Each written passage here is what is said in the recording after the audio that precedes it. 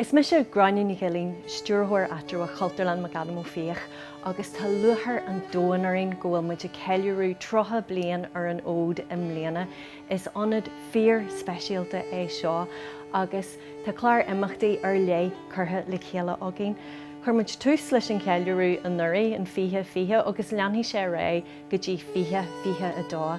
I measc na imeachtaí a tabhairtithe tá taismidisí ealaíne agus grianghrafadúireachta, siúl nua ar leis, tugadh stair Bhéal agus sreidh-léachtaí.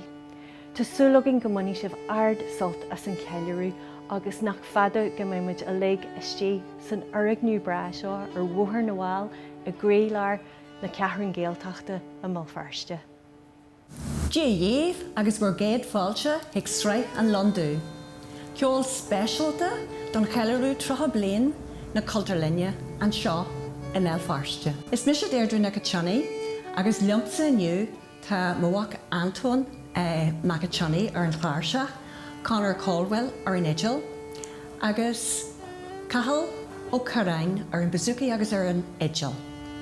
Tá buint a gine lig le Gaeltachtaí bheidh Feirste agus tíorcáil, agus táimid phríomh-mhaoinitheoir de forann na Cultúrlanne as an curú a thuairt dúin seanam ag an ócaid stairúil seo.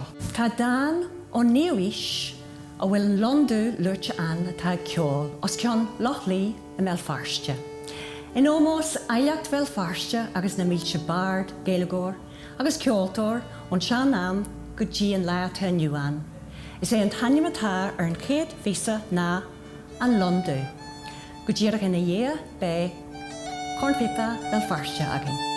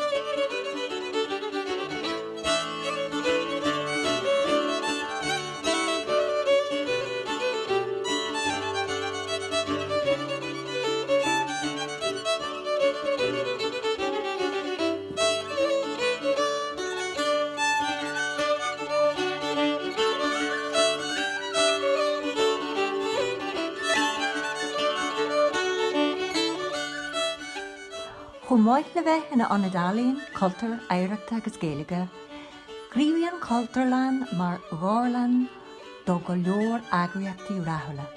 I measc na mgrúpaí a thosaigh amach faoi aon screithlinn bhí radio fáilte Comhairle Pobal, Aislingéir, Comhairle Ealaíon Thuaisceart Ciste Feirste agus leis. A nearú oidhreachtaí rathúla, nearsplacha, blachra, díomh a spragan, a hagascan, agus a ostíonn daoine ó gach gré den saoil. Brachnaíonn an tionscadail seo ar a Jonachar agus ar ís an maidir.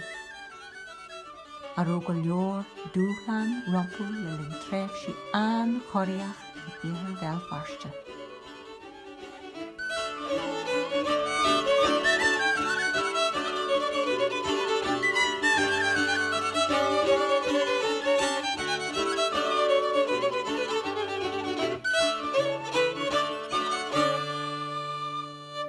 Tá dlúthhaint idir athbheochain na Gaeilge i Bhéal Feirste agus athbheochain an ceol na Grit, mar sinne an chéad físa eile sé concerto ó Carolan ó Anton ar an chláirseach, agus an sin be písa nuach cuma a gin dar bainneam an Londú san Éireann, agus ina dhé sin be cór na siúg a gin.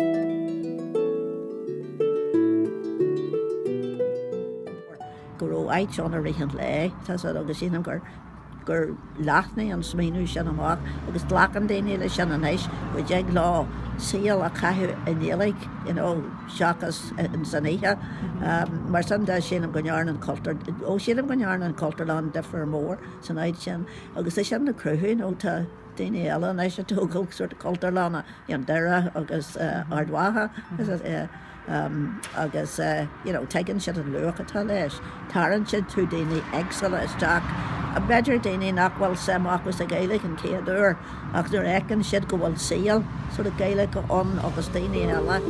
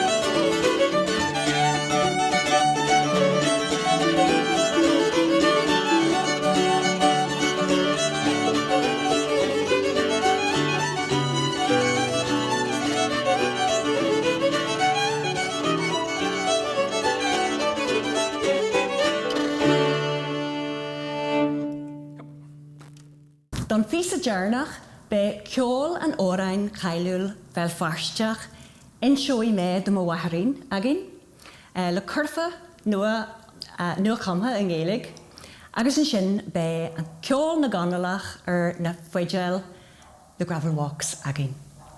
Gur míle mai agah agus breth le honna don Cultúrlann agus go marimmuid beo don céad trocha bliain eile. Cheiliúradh, hello. I'm John Bradbury. I'm delighted to have been asked to speak at the special lecture series commemorating 30 years of the Cultúrlann in Belfast. I will be speaking about Robert Shipboy McAdam, one of the great historical figures giving his name to the Cultúrlann. In fact, I mention him in my book, and here it is. Robert Shipboy McAdam was a polymath who embraced both science and the arts. He was a skilled linguist, and his passion for the Irish culture and language shone through his many endeavours. But more will be revealed about this great man at our lecture on 28th of June. See you then, and happy birthday, An Chultúrlann.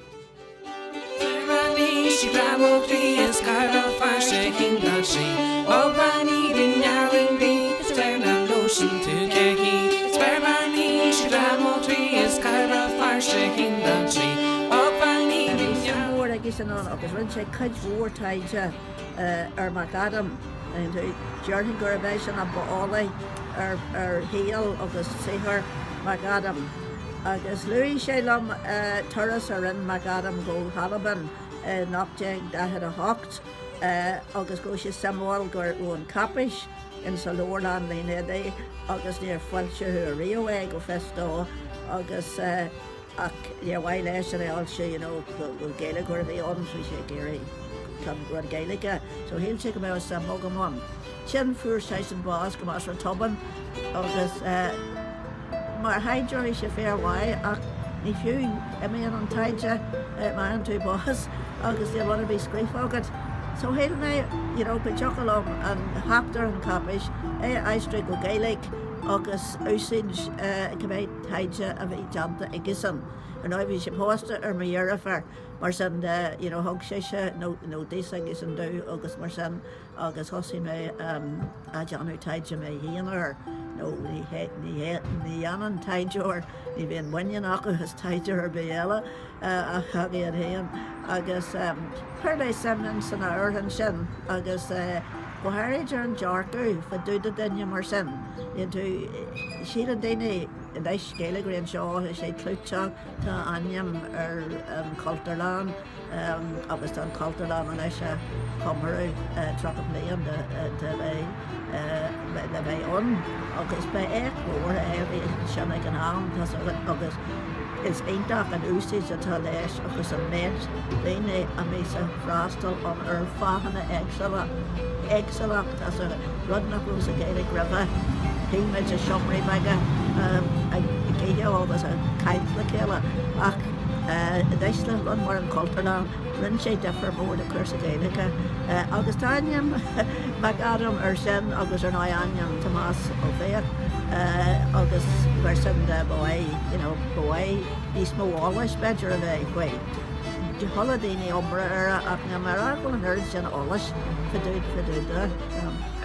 My recollections go back to my student days when I was very friendly with a chap who became one of our ministers, the Reverend Derek Poots.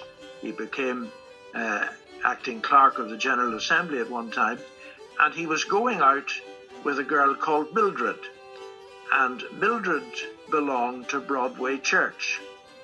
Her parents belonged, but most of all her grandmother belonged, and this seemed to have been a familiar picture, that families, knowing that it was quite a small congregation and dwindling, decided that they would come and worship there and see their grandmother and keep the link with the church.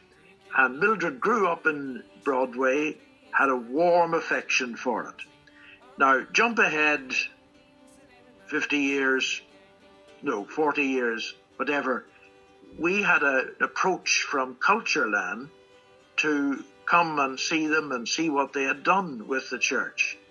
And I was the person making the link, so I had a couple of visits up, and then eventually we brought a group of people up, and we had a marvellous day seeing what is left of the church and exchanging a few stories and meeting a few people and having a meal with you.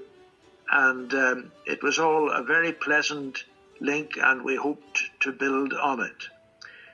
Then that particular day was very special because Mildred gave us a wonderful address about her memories of the church. Now, sadly, not very long after that, Derek was already dead, but Mildred died very suddenly. Yeah.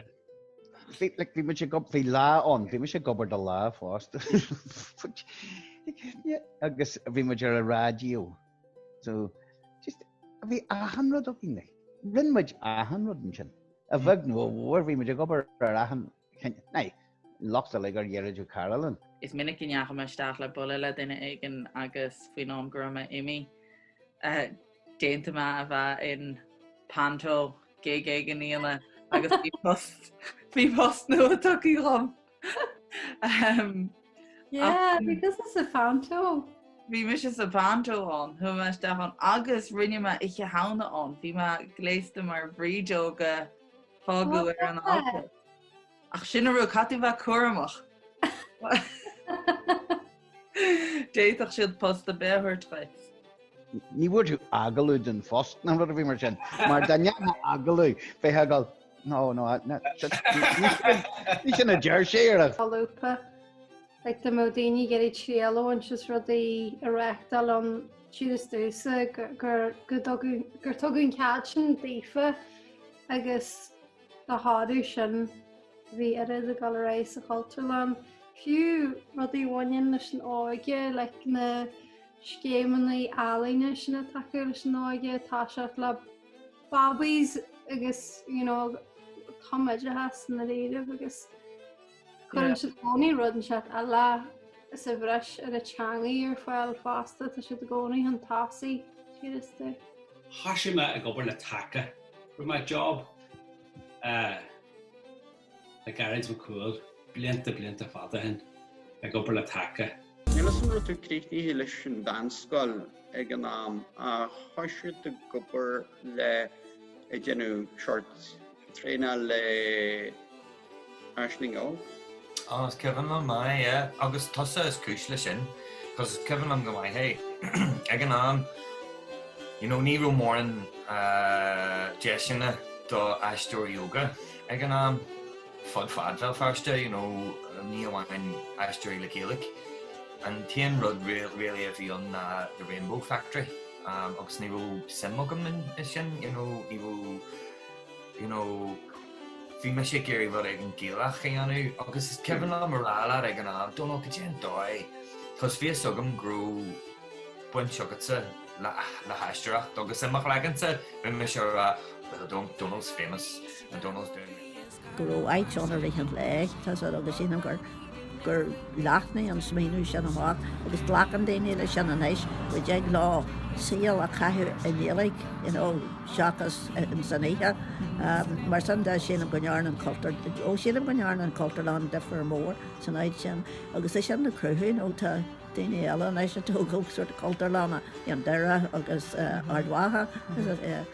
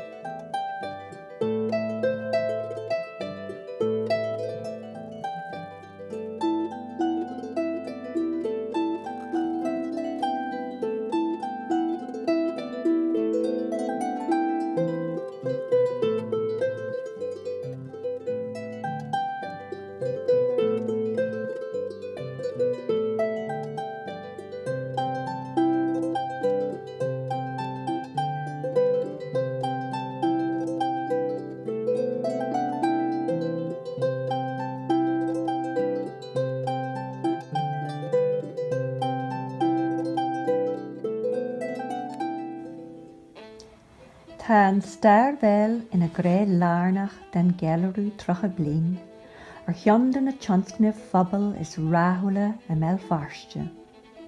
Táimid buailú cibhní cinn na bhíse, na náilteirí, agus iad siúd a legus sprág fás na Cultúrlainne, agus táimid call caidirh leis a phobal presbytéireach bunny, a bhí na máil den teanagla seáil ina go scéalta a hafadú sul a gailthar go jóiad. Agus ar a bhela sin a go scéalta luachmhara, agus ar naireacht thórinse a chiomhnú don na glúnta a tail le teacht. The National Lottery Heritage Fund, I'd like to wish Cultúrlann McAdam Ó Fiaich a huge happy birthday. Brenda Shona, we're absolutely delighted to support the Centre's 30th anniversary programme, which will help people to explore its fascinating history over the past 30 years. It's thanks to national lottery players that we're able to support projects like this, ensuring a wide range of people have the opportunity to learn and participate in Irish language, culture and heritage. We wish everyone at Cultúrlann all the best with their celebrations.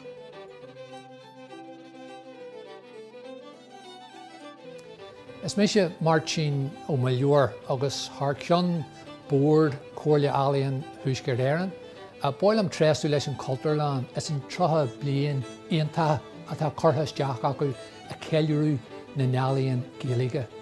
Tá an Comhairle Ealaíon aontaach bráúil ghfuil siad a takeú leis an Cultúrlann ón céad lá ón iarthús, grú siad a muoinú na nimachtaí a legatá go réon seo gach cineal amach cultúrtha a chorthú glundar ar de crí.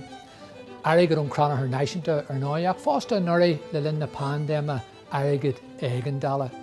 Cos le gach den eile táid a gí déag a bheiceimiid inis a bhlathú go mé na hinad seo le oscail séiris, agus nuair a tharlaíonn sin teafaimiid an seo cuafach cultúrtha mar tá sogam gur bhéh an Cultúrlann an lárinad Gaeilge don na halaíonna is fearr in sa tír.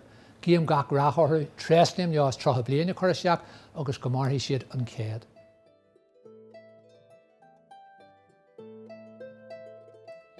Cógáirdeas leis an Cultúrlann as an obairionta atá deanta le trotha bliain an nús. Bhí na gcónaí réimse leathan imachtaí agus ócáidí agus gacrad ar siúl agus tá mé ag dúil go mór leis na imachtaí ceilthe a rí na bliana seo, agus tá mé dúil go mbeidh leis an trotha bliain atá amach Roinn agus níos faide a rís fásta. gím gach ratharbh mai sibh.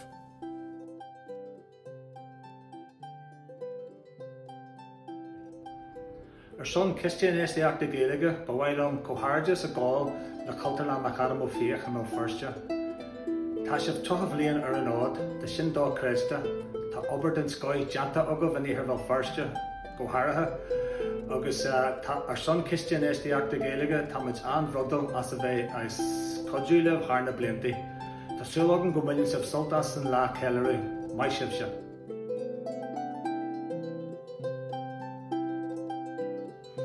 Tá an Chultúrlann atá ag crí lár na haimhneachanna ó chuí trocha bliain d'aois.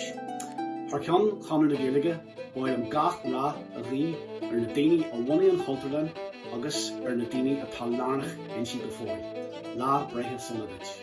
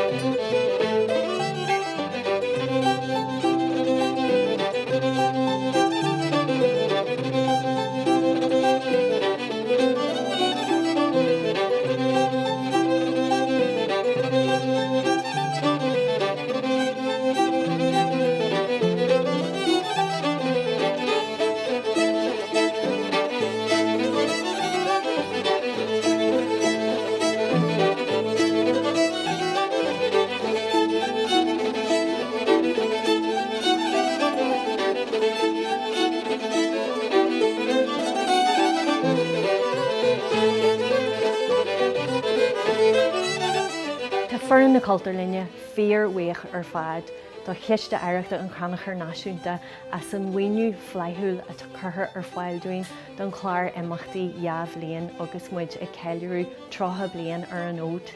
Tá muid aonanta buíoch fásta dar mhaoinitheoirí eile a thugann tacaíocht uain háasta doin is siad Comhairle Ealaíon Thuaisceart Éireann, Foras na Gaeilge, Comhairle Chathair Bhéal Feirste, Ciste Infheistíochta na Gaeilge, an Roinn Pobal agus Conradh na Gaeilge. Tá gruanna den scoil lonnaithe istíonn seo agus tá muid buíoch défasan as an cruthíocht a thugann siad isteach san áit agus comhairle sin na halaíontóirí, ceoltóirí, scríbhnóirí, dramadóirí, aisteoirí, léiríthóirí, teichnóirí, múinteoirí agus daltaí a bhíonn a chur imeachtaí ar fáil doin agus a hagann isteach le bheith páirteach an tú. Tá pobal den scoil buinteach leis an Cultúrlann agus tá muid aonanta buíoch díobh se le a bhíonn ag teachtaiste ar bhain réalta agus a thugann inspiráid doing. Agus ar náide tá muid aonanta buíoch don aireann dhíogarseach atá a gobar an seo agus do bhunaíodh na Cultúrlanne de iarmhfuil an mhórid agus do bhfuil ratha do mhór atá ag plannaí taithí geal doing a le.